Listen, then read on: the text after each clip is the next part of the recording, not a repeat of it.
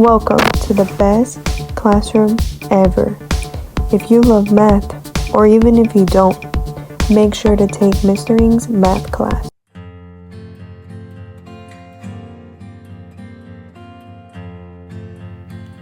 Hello class, this is Mr. Ivan, and I'll be going over the quiz solutions for February 20, 2026. And first off, you have to make sure that you read the directions carefully here, because all they're asking you to do is identify the degree and number of terms for each of the following polynomials. So for the following polynomials, if you remember, the highest degree or the highest exponent is the degree of the polynomial. So in this case, I will write down my degree is 4.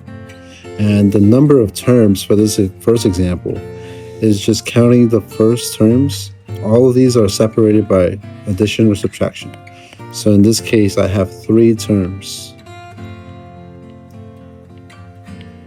All right, so I have 3 terms in the first example. Highest exponent in this case is a 2, so I write down my degree is 2. Number of terms is just 3. Next example, I have my highest exponent is 3, so my degree in this case is 3.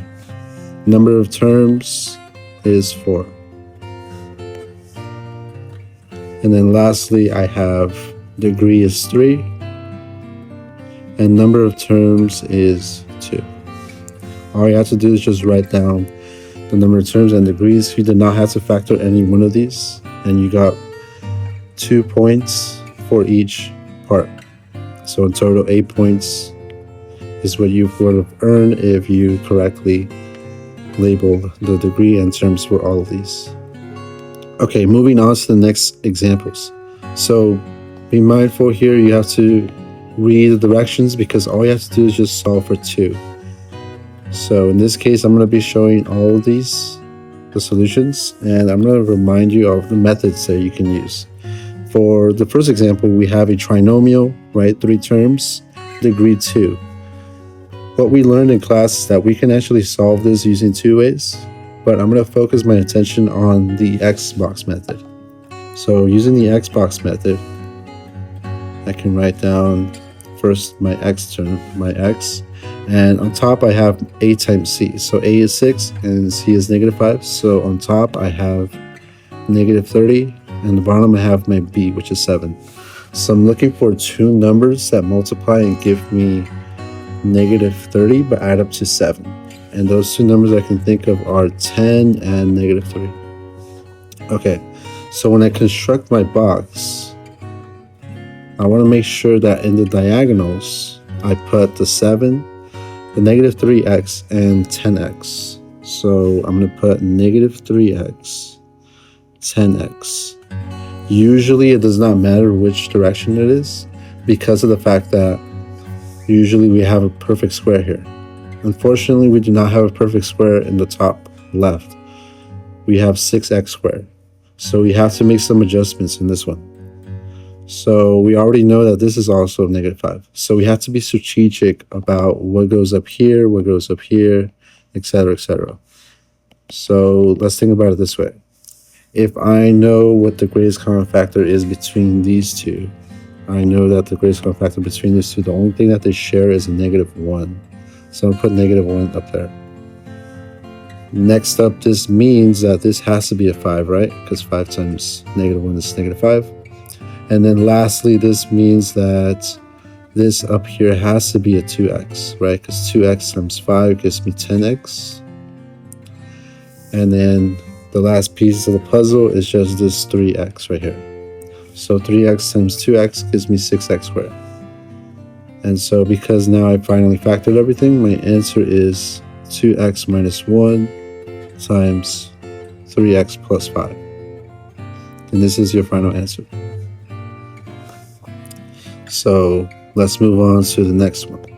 Right, so I have 4 terms, degree 3. If you guys remember, there are multiple methods you can solve. I'm going to show you using the Z method. So when you use the Z method, the other method that you could have used was the greatest common factor method. But I'm going to show you the Z method because I think that's the method that most students use in the quiz. So using the Z method tells me that I have to align each term using the path of the Z.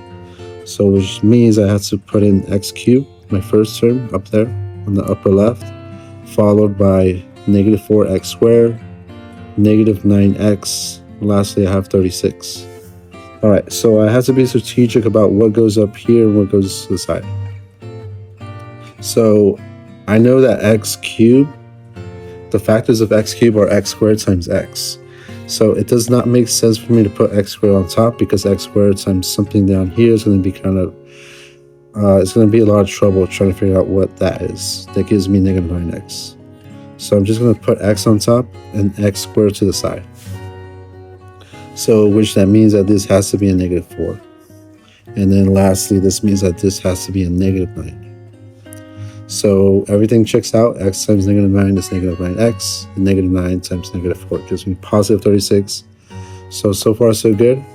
My factors as of right now are x minus 4 times x squared minus 9.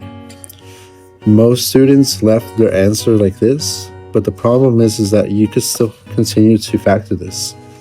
If you notice, I have a difference of squares here. I have a square minus a square. So as a result, I had to figure out how to expand this using the difference of squares. If you remember, the difference of squares means that you can take the square root of each and subtract and add them. So the square root of x squared is just x, square root of 9 is 3. So you put in x minus 3 and x plus 3. And that's it. This is my final answer.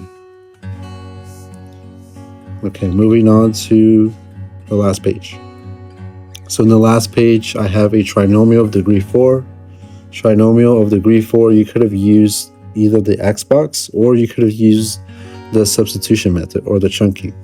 I'm going to go ahead and do the chunking method. So using the chunking method, I noticed that my first term is a perfect square. So I can go ahead and rewrite this as x squared to the power of 2 minus 16x squared plus 64. I want to identify the things that I'm going to substitute, which is the x squared. So I'm going to highlight them. And then from here, I'm going to let u be equal to x squared. So as a result, anywhere you see an x squared becomes a u. So now I have u squared minus 16u plus 64. I have to figure out a way for me to factor this. Thankfully, the leading coefficient is just 1, so I can easily figure this out without you really using the xbox. But if you want, you could use the xbox. Two numbers that multiply and give me positive 64 but add up to negative 16. The two numbers I can think of are negative 8. And then just put a u in front. So u minus 8 times u minus 8. I'm still not done because I have to put in my answer as in terms of x. So I need to plug in my x squared back into my answer. And this right here is my final answer. I saw a lot of common mistakes. Students try to use the difference of squares here. But the problem is that you can't do that because this right here is not a perfect square. 8 is not a perfect square. So we can't apply the difference of squares here. So this is my final answer.